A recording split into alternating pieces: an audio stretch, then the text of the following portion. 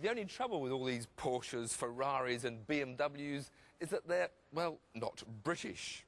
So to find a supercar which wears Union Jack boxer shorts on its little ends and which was designed by a man known to consult his dog, we sent Jeremy for a day out at the seaside.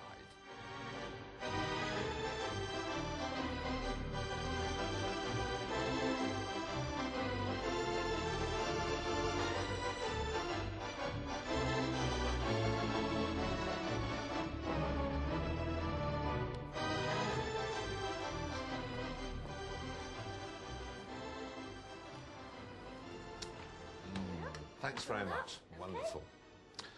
Blackpool seems to be stuck in a different century. There's something very old-fashioned, very decent about the place.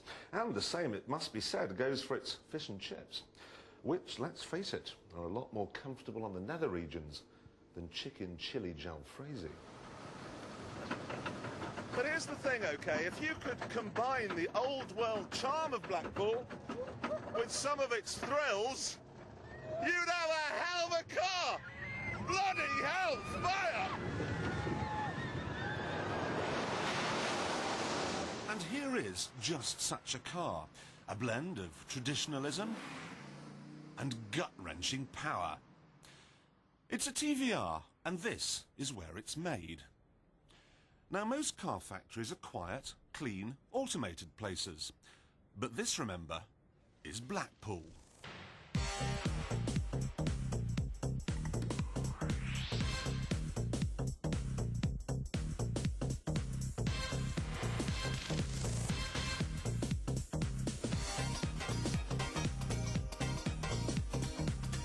What they do in this ramshackle collection of prefabs is fit huge engines to box girder bridges, and then they garnish the finished product with a bit of craftsmanship. It's not like a normal car factory, and that's not surprising, because it doesn't have a normal boss. Peter Wheeler doesn't like frills, he doesn't like suits, and he's the only man in the world who smokes more than I do. I like him a lot, which is why we'll start off with a simple question.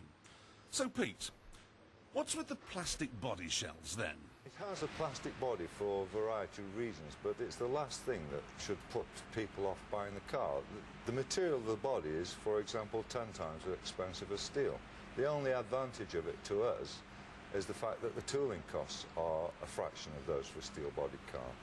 The big advantage of fiberglass is that it is probably one of the best energy-absorbing materials that there is.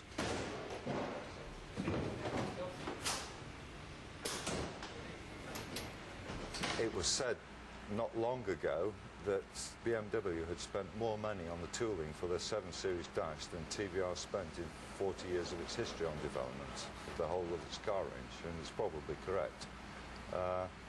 What it enables us to do is to make cars that are not made out of whim, but they are not, we don't do any market research whatsoever, and basically if we produce a car and everybody says, we don't like it, we're scrapping 100 grand and not 500 million, so it allows some flexibility.